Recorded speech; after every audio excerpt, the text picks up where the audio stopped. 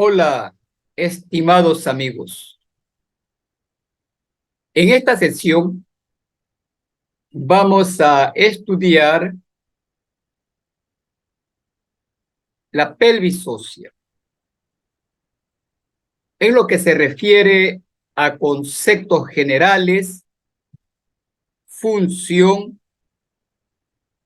contenido, diferencia sexual entre pelvis femenina y masculina, como también sobre el diafragma pélvico.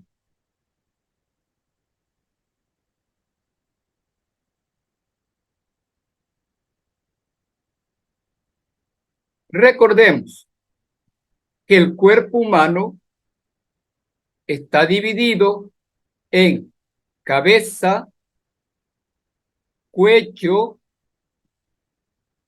tronco y extremidades. El tronco, a su vez, comprende tórax, abdomen, pelvis, la parte inferior del tronco que se llama periné y el dorso, que viene a ser la parte posterior del tronco. Como vemos, la pelvis o región pélvica está situada en la parte inferior del tronco. Ahora estudiemos el gráfico intermedio.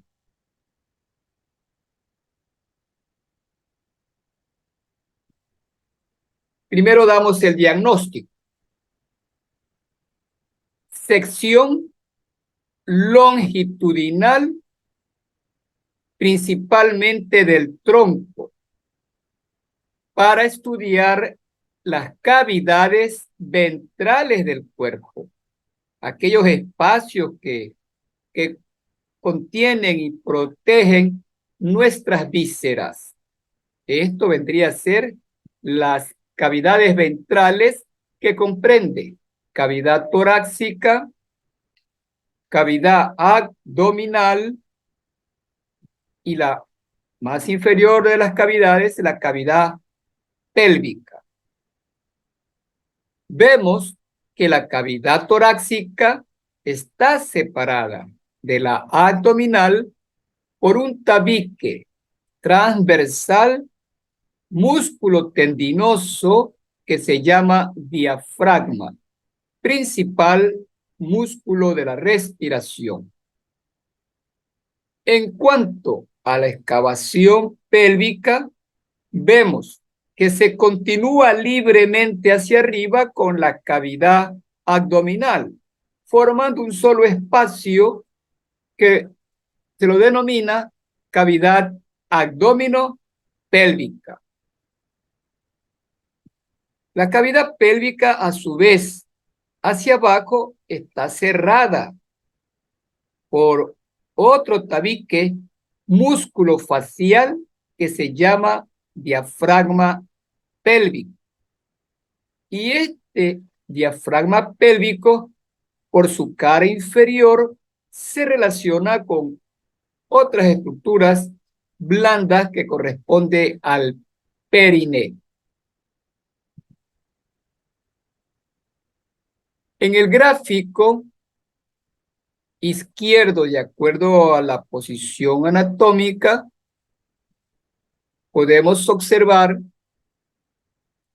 la pelvis ósea, la cual, como ustedes saben, está constituida por los huesos coxales que se unen hacia adelante entre sí a través de una articulación cartilaginosa que se llama sínfisis pubiana.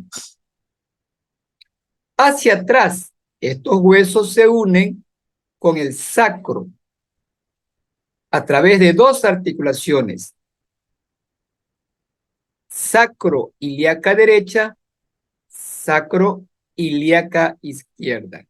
Así se encuentra constituido este recinto óseo que tiene como función contener y proteger las vísceras pélvicas. Entre otras funciones que tiene nuestra pelvis ósea es la de desempeñar una función importantísima durante la estática y la locomoción del cuerpo. La pelvis es la que resiste el peso de la parte superior del cuerpo, tanto en posición bípeda o de pie, como en posición sentada.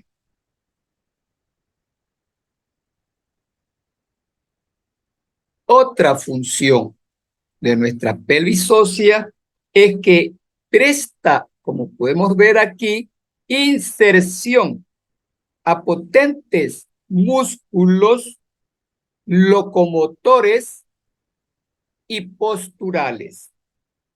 También presta inserción a los cuerpos eréctiles de los genitales externos.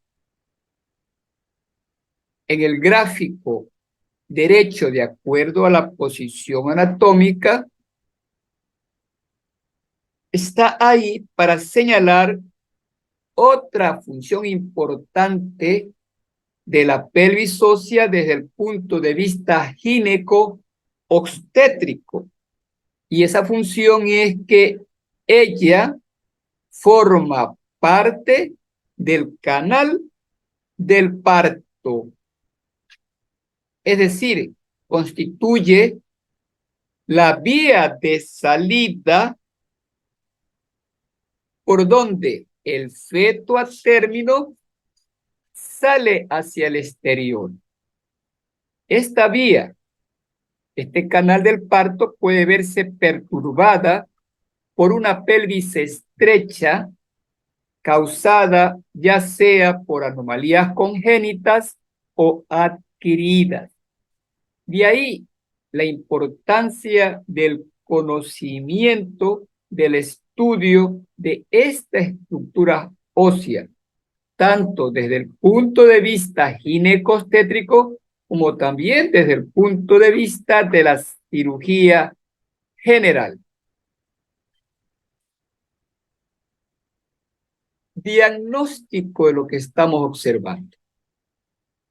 En la esquina superior derecha tenemos una sección longitudinal de la región abdomino-pélvica.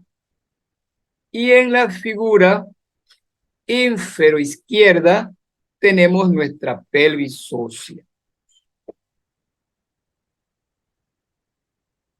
Esta diapositiva es para hacer conciencia, ¿no? Que otra función de la pelvis, decíamos al inicio, es contener y proteger a las vísceras pelvianas. ¿Proteger contra qué? Contra los traumatismos ordinarios.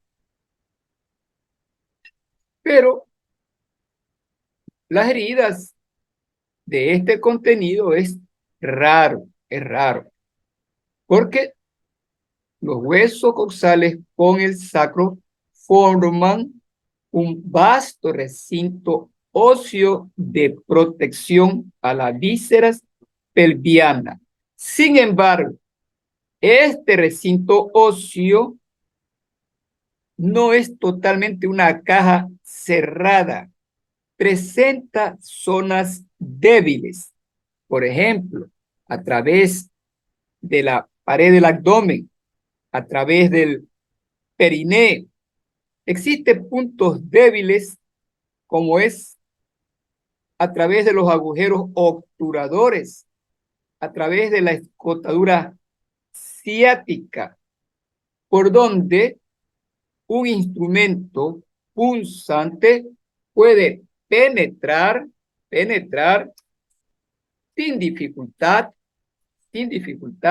y causar daño a nuestro contenido. También hay zonas débiles de la pelvis ósea, es decir, aquellas zonas donde se puede, con un traumatismo, fracturar, como son las ramas del pubis, el acetábulo, las alas del ilion, ¿no? Son partes frágiles de la pelvis ósea. Y tenemos que recordar aquí que las fracturas pélvicas pueden lesionar la vejiga, la uretra, a través de su fragmento fracturado. Estas son las principales funciones, las más importantes que desempeña nuestro segmento óseo a estudiar, como es la pelvis ósea. Contenido de la pelvis. Para ello, para recordar, refrescar, hemos puesto esta diapositiva: diagnóstico, sección longitudinal de la cavidad abdomino, parte inferior del abdomen, abdomino pélvico femenino, sección abdomino, o aquí en este caso totalmente sección longitudinal de la cavidad pélvica masculina. ¿Cuál es el contenido común entre la pelvis femenina y masculina? Como contenido común tenemos la vejiga y la uretra. Vejiga y parte de la uretra en el varón, la uretra prostática. Hacia atrás de la vejiga, tanto en la mujer como en el varón, tenemos el recto, porción terminal del intestino grueso. En el varón igualmente tenemos el recto. Además, como contenido común, en ambos casos tenemos la porción pélvica del ureter. Ahí en la gráfica derecha, sección longitudinal de la pelvis femenina, vemos la porción pélvica del ureter. Otro contenido común serían los vasos y nervios, plexo sacro, vasos ilíacos internos, etc. Contenido propio de la pelvis femenina corresponde al aparato genital reproductor, constituido por útero, parte de la vagina, parte superior, las trompas uterinas, oviductos, trompas uterinas y los ovarios. Eso como contenido propio de la pelvis femenina. Como contenido propio de la pelvis masculina está pues parte de las vías espermáticas. Aquí estoy señalando las vesículas seminales y tenemos también la próstata, que es atravesada por la porción inicial de la uretra. Y esta porción inicial de la uretra se va a llamar uretra prostática. Al mismo tiempo, pueden ustedes diferenciar la longitud de la uretra femenina y la longitud de la uretra masculina. Eso es importante tener presente para cuando se va a cateterizar, ¿no?, la vejiga. La uretra femenina es más corta que la del varón y se extiende desde la vejiga hasta la vulva. En cambio, en el varón se extiende desde la vejiga hasta el glande, porción terminal del pene.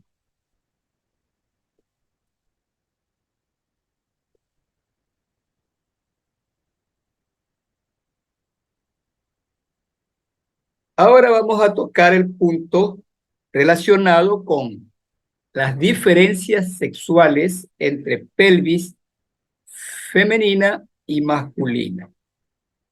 En la columna derecha, de acuerdo a la posición anatómica, tenemos dos pelvis femeninas. En la columna izquierda, de acuerdo a la posición anatómica, dos pelvis masculinas. La pelvis de la mujer, a causa de su función relacionada con el embarazo y el parto, como lo mencioné anteriormente, va a presentar características propias que permiten identificarla como pelvis femenina de la masculina. Y estas son las siguientes. Primero, la primera diferencia que vamos a mencionar será de acuerdo a su estructura, es decir, de acuerdo al grosor del hueso. Vamos a tener que de acuerdo al grosor, a su estructura, la pelvis femenina generalmente es más delgada, frágil y ligera, mientras que el varón es gruesa, pesada, fuerte.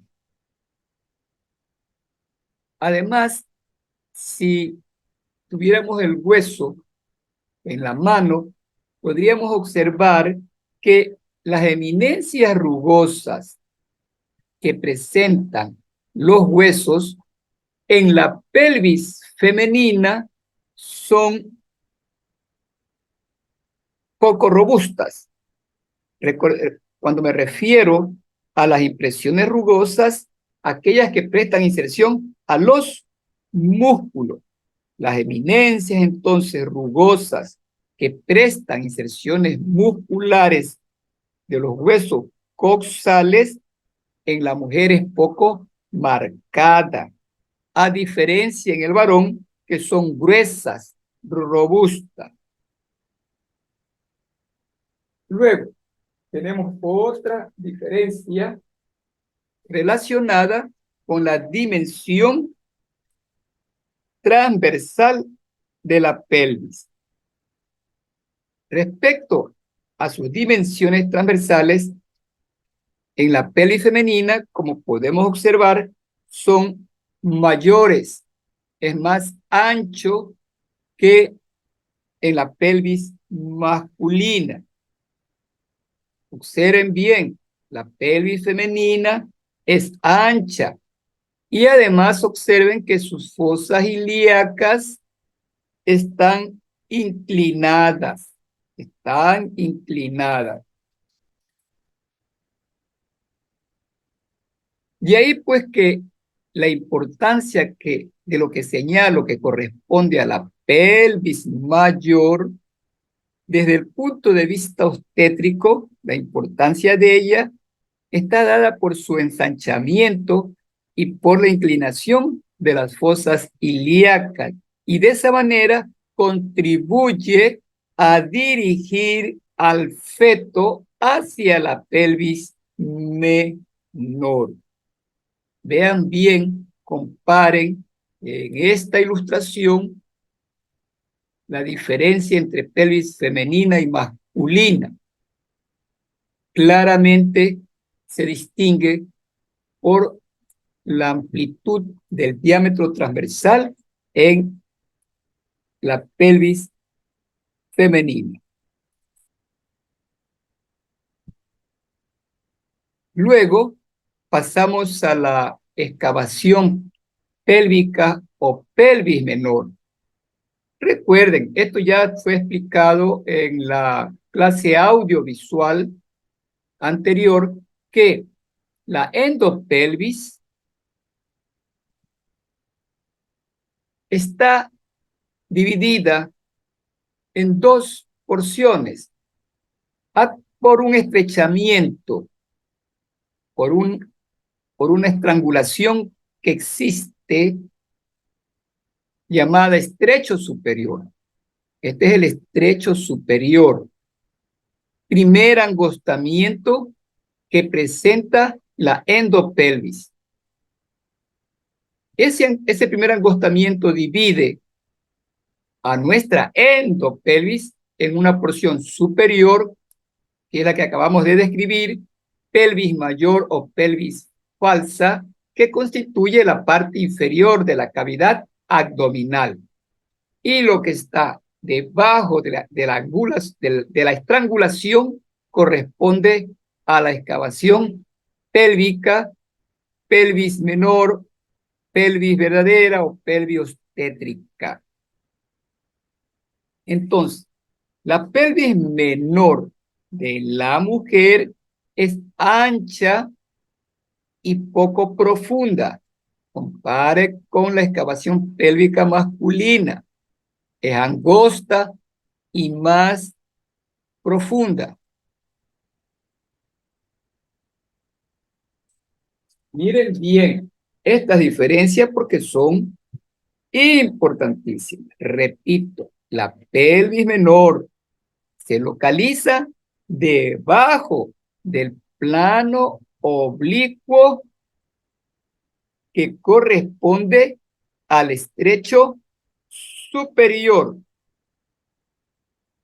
y la excavación pélvica es la parte importante integrante del canal del parto.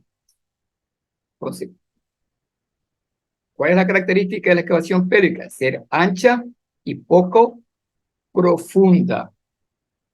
Se dice que tiende a la forma de un cilindro, en donde sus diámetros son aproximadamente iguales, mientras que la excavación pélvica o pelvis menor en el varón tiene la forma infundibuliforme. Vea lo que estoy mencionando. Forma de un cilindro. Acá en forma de un embudo. Sus paredes laterales son mucho más oblicuas que las paredes laterales de la mujer, que tienden a ser verticales. Todas estas anotaciones son características diferenciales importantes que tenemos que tener presente. Bien,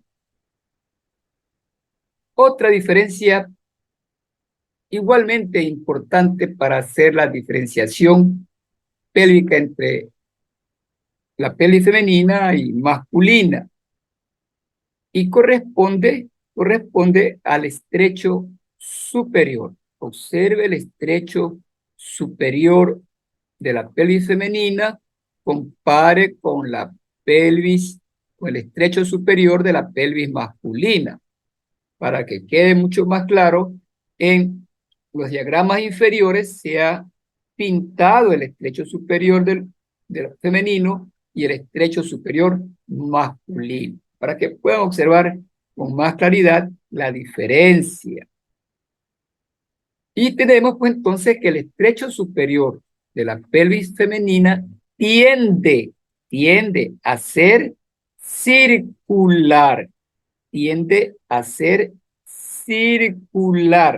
mientras que el estrecho superior masculino tiende a ser más estrecho y adoptar la forma de un corazón de naipe francés.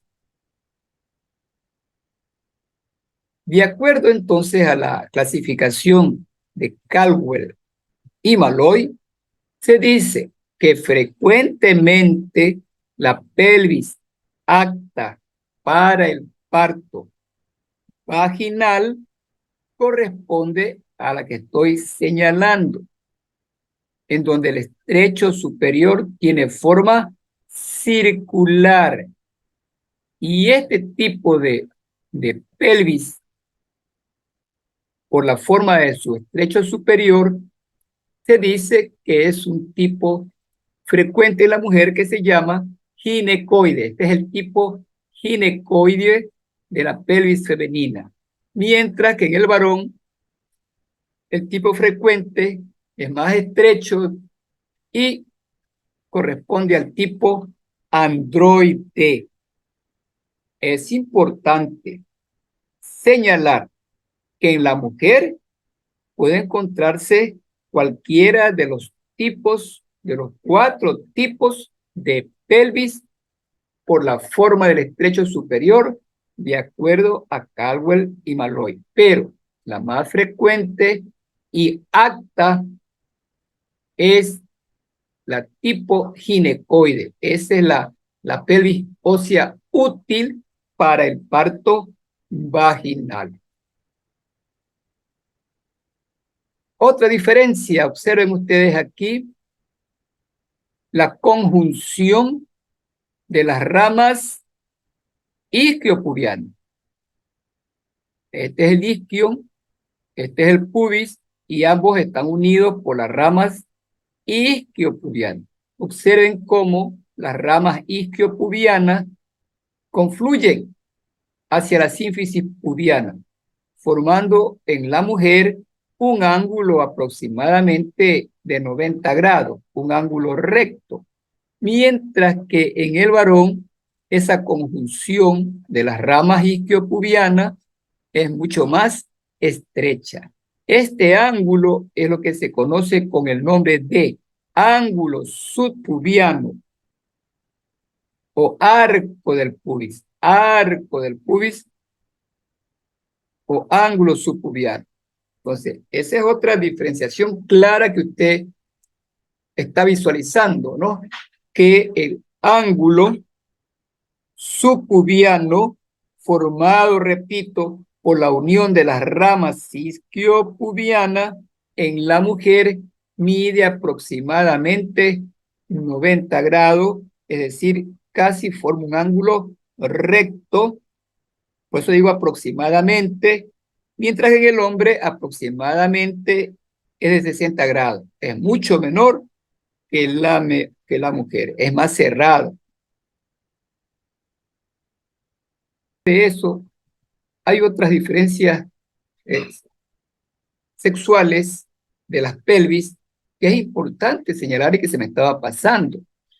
Es relacionado con las espinas ciáticas. Observe la distancia que separa las espinas ciáticas en la mujer. Usted ya sabe lo que son las espinas ciáticas, dónde están situadas. Eso ya lo expliqué en la clase anterior, audiovisual con hueso. Aquí simplemente lo que hago es mencionarlas, ¿no? Pero aquí están las espinas ciáticas para los que no la conocían. Estas son las espinas ciáticas. Y decía, observe la distancia que separan las espinas ciáticas en la mujer y compare con la distancia que separa las espinas ciáticas en el varón. En la mujer, esa distancia que separa es mucho mayor. Ese es el diámetro biciático, que es importante tenerlo presente cuando se estudia el segundo estrechamiento que presenta la excavación pélvica, que corresponde al estrecho medio. Este es el diámetro biciático. Estos son los diámetros más, más angostos de la pelvis. Ya vamos a hablar de lo mismo, ¿no? Otra diferencia sexual de la pelvis femenina de la masculina está dada por el sacro. Observe el sacro en la mujer, observe el sacro en el varón y usted saque conclusión de la diferencia. ¿Cuál es? El sacro En la mujer, como usted puede ver, es más ancho. En el varón es más angosto. Usted está observando ahí. Y a su vez es más corto, más corto. Vea, este es mucho más largo, este es más corto, más ancho en la mujer, más angosto en el varón.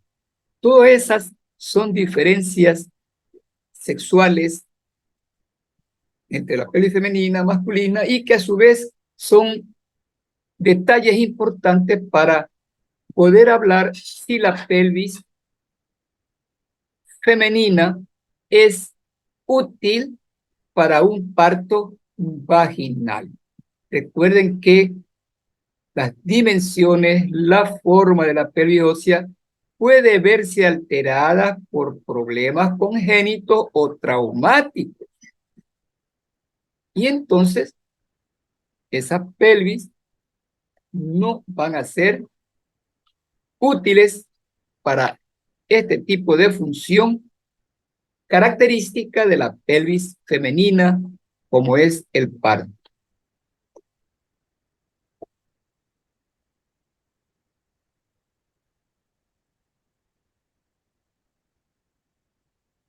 Esto es para relacionar cómo podemos explorar los valores del ángulo subcúbico, ¿no? Observen cómo el ángulo subcúbico femenino es amplio y se relaciona con la abertura de separación entre los dedos pulgar e índice. En cambio, en la masculina es más estrecho ese ángulo subcúbico y se lo relaciona con la abertura de los dedos índice y medio de la mano.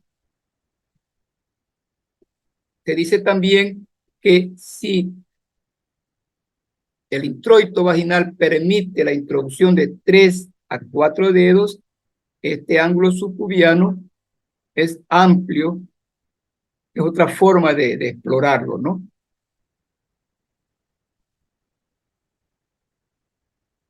Diagnóstico, lo que vemos, una visión superior de la endopelvis. ¿Qué distinguimos aquí? Las fosas ilíacas internas. Hacia adentro está la base del sacro, las alas del sacro.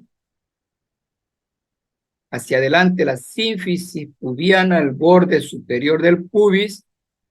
Lateralmente tenemos las líneas innominadas o líneas arqueadas.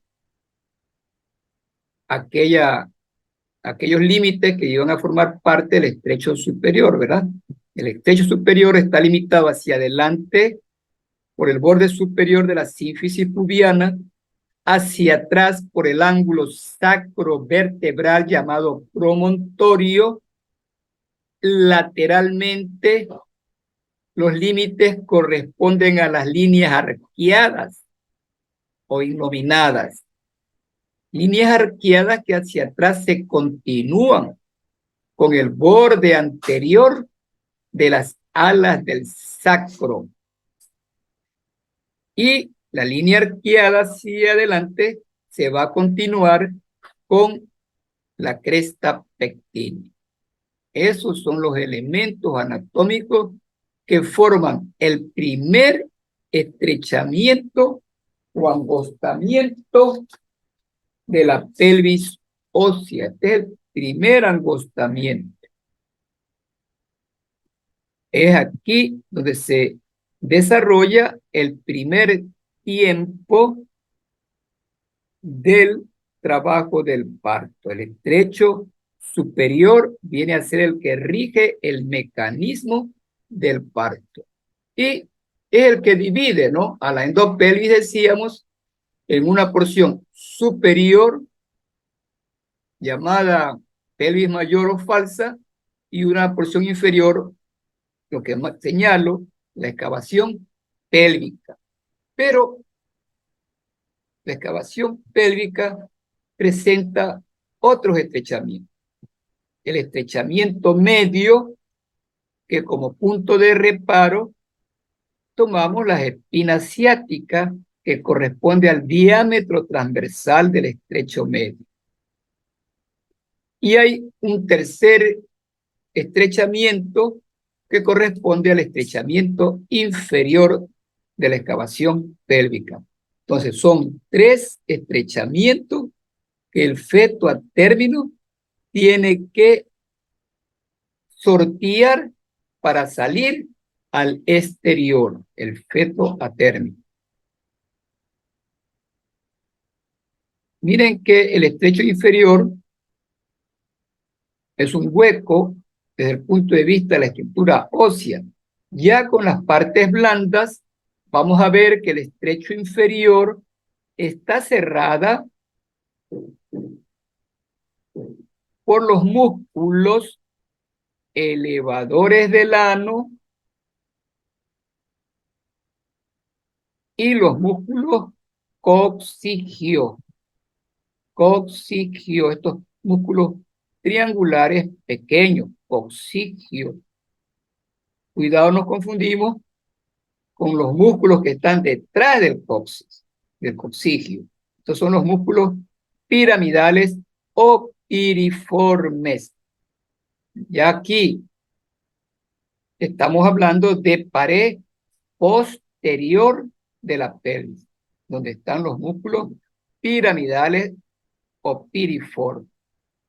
Suelo de la pelvis es todo lo que marca y corresponde a 4 músculos, 2 elevadores, los 2 coxígeos, y esto es lo que se llama diafragma pélvico. Esto es el diafragma pélvico que forma el suelo de la pelvis.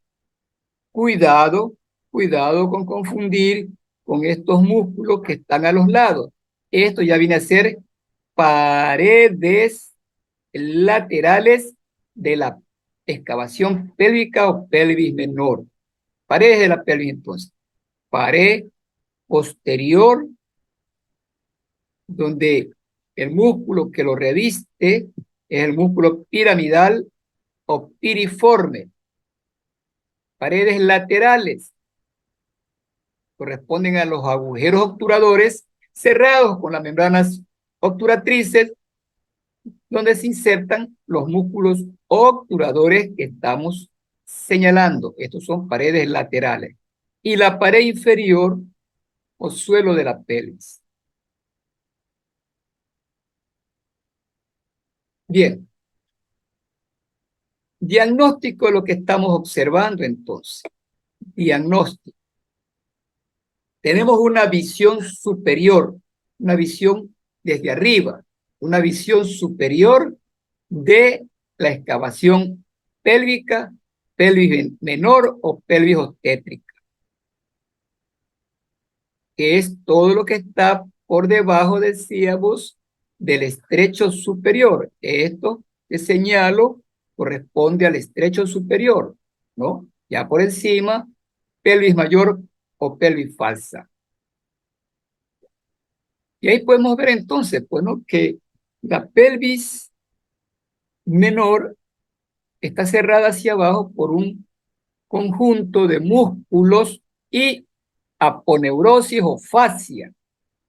La fascia superior, la fascia inferior y los músculos correspondientes, que es todo lo que marco, corresponde a elevadores del ano.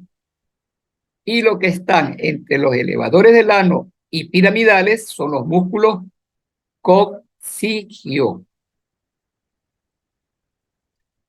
Este diafragma pélvico,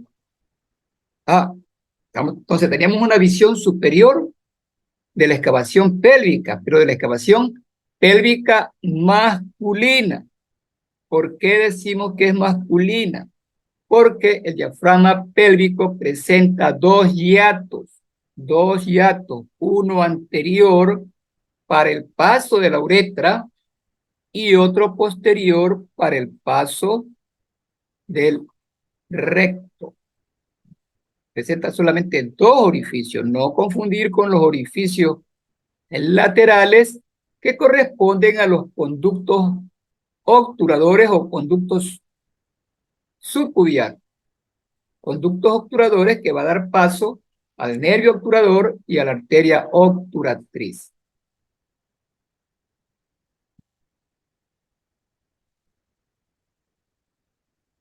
Observen, visión superior de la endopelvis femenina. Lo primero que aprecio es el estrechamiento superior.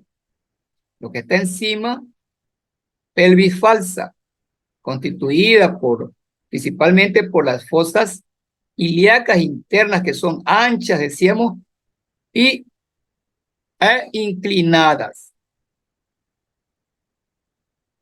Y debajo del estrechamiento superior está la excavación pélvica, en donde observamos el suelo, estoy señalando el suelo de la pelvis.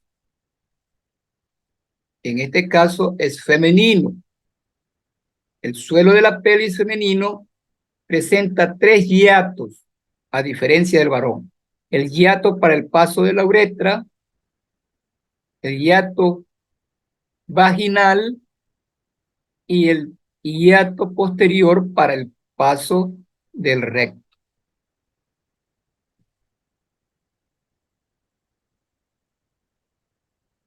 Hemos unido los dos suelos pélvicos, masculino y femenino, para que puedan observar la diferencia entre ellas, ¿verdad? Entre esos suelos. Ambos suelos pelvianos están formados por los cuatro músculos, como ya hemos dicho, ¿no? Por los músculos elevadores, los músculos coxígeos y los músculos piramidales, que son parte de la pared posterior. No introducir eso en el suelo. En el suelo solo van los elevadores y los músculos coxígeos. Acá, mucho más claro. Músculos elevadores del ano, todo lo que marco. Detrás, los músculos coxígeos o isquiocoxígeos. Ya por detrás y por encima están los piriformes. Esos van a formar parte de la pared posterior. Pared lateral están los músculos obturadores con su fascia y perforado en la parte anterior por el conducto subpubiano o conducto obturador. Observe que la pelvis masculina presenta solamente dos hiatos en el suelo. En el suelo femenino, tres hiatos, que son el hiato uretral, el hiato vaginal y el hiato rectal. En cuanto al músculo o a los elevadores del ano, vamos a decir simplemente que están constituidos por tres fascículos. El fascículo pubo-rectal, que vendría a ser lo que estoy marcando. El pubo-rectal, ¿verdad? Estos músculos son gruesos, estrechos. Los fascículos puborectal son gruesos, estrechos, y se dirigen hacia atrás ambos fascículos. Rodean por detrás al recto, se unen y le forman una especie de cincha muscular, una forma de asa. Este es el pubo rectal. Ya hacia afuera tenemos el pubo coxígeo, del elevador del ano, pubo coxígeo del contralateral. Como su nombre lo indica, van a terminar insertándose en el coxis, ¿verdad? Así diferenciamos el fascículo puborectal, forma una especie de asa o cincha muscular alrededor de los orificios uretral, rectal, uretral, vaginal, rectal, ¿verdad? Y ya posterior a estos dos fascículos tenemos el iliococcigio, que lo identificamos porque toma inserción en este cordón tendinoso, que no es más que el engrosamiento de la fascia obturatriz. Obturatriz. Esto es lo que se llama arco tendinoso. Arco tendinoso que está prestando inserción, como vemos, al fascículo posterior de los elevadores, llamado iliococcigio. Entonces, los tres son los fascículos: cubo rectal, cubo coccigio, iliococcigio. Esos son los fascículos de los músculos elevadores del ano. Y hacia atrás, dos pequeños músculos triangulares que son los músculos coccígeos. Pero los más importantes del suelo, de la pelvis y del diafragma pélvico son los elevadores del ano.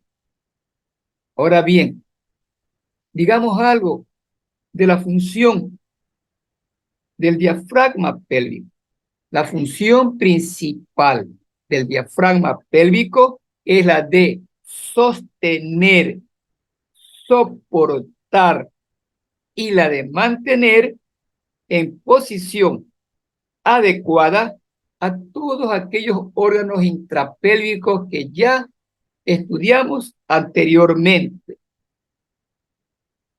Los mantiene en su posición, ¿para qué? Para su buen funcionamiento, ya que los elevadores del ano, el diafragma pélvico, tienen como función controlar, regular las aberturas de la uretra, del recto y en la mujer de la vagina. Y de esta manera ayuda a retener o liberar las heces o la orina.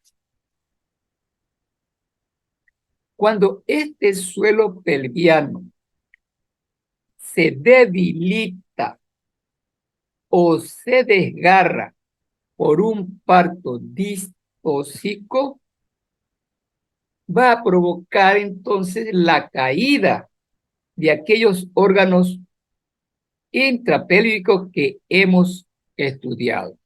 Va a provocar la caída de la vejiga, del recto, del útero. Y esa caída de esos órganos, ese desplazamiento hacia abajo de los órganos intrapélvicos por debilidad del suelo, es lo que se va a llamar prolapso. Prolapso.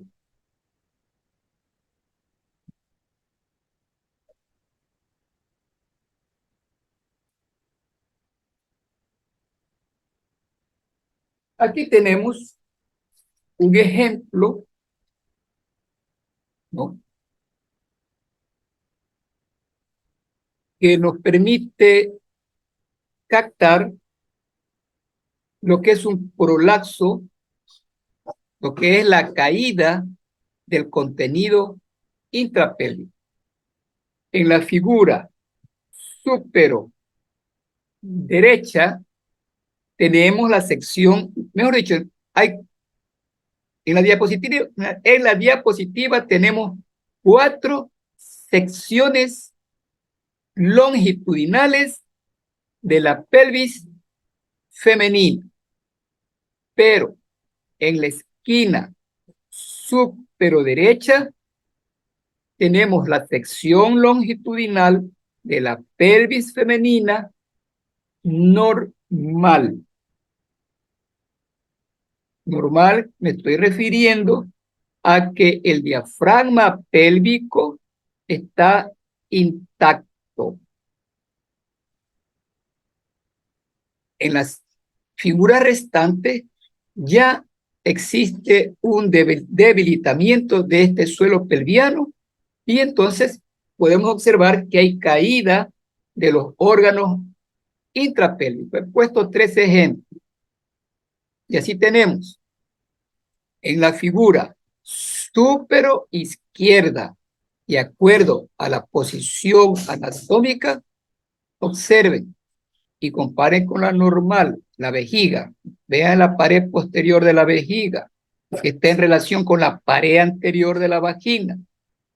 En la figura superior izquierda vemos que la pared posterior de la vejiga se ha desplazado hacia el interior de la vagina. Y eso es lo que se llama cistocele. Esto es un cistocele. Hay un debilitamiento del suelo pelviano y no puede mantener en su posición a la vejiga, se desplaza hacia la vagina y eso es lo que se llama cistocele.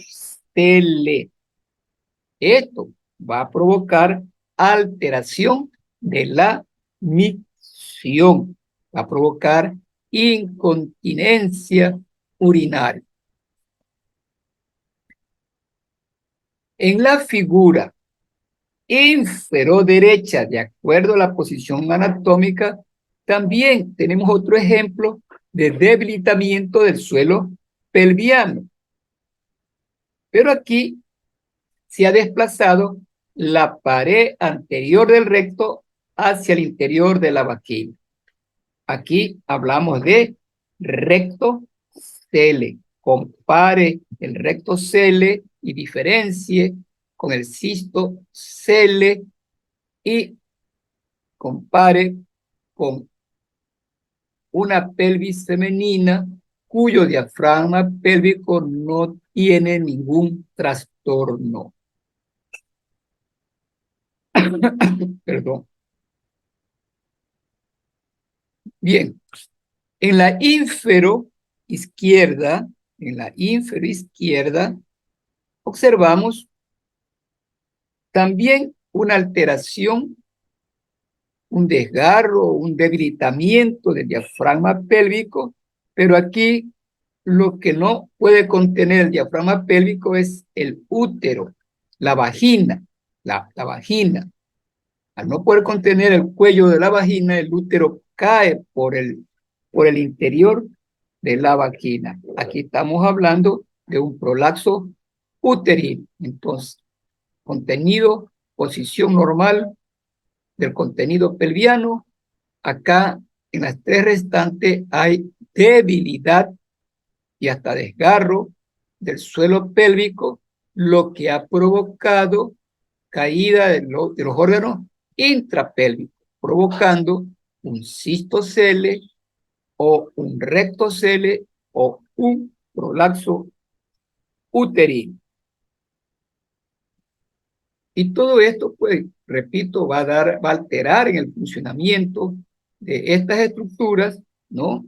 Dependiendo del órgano que esté comprometido, va a haber incontinencia urinaria, ¿no? Alteración de la misión, va a haber sensación de bulto, va a provocar dolor en las relaciones sexuales. Acá va a haber alteraciones en la defecación.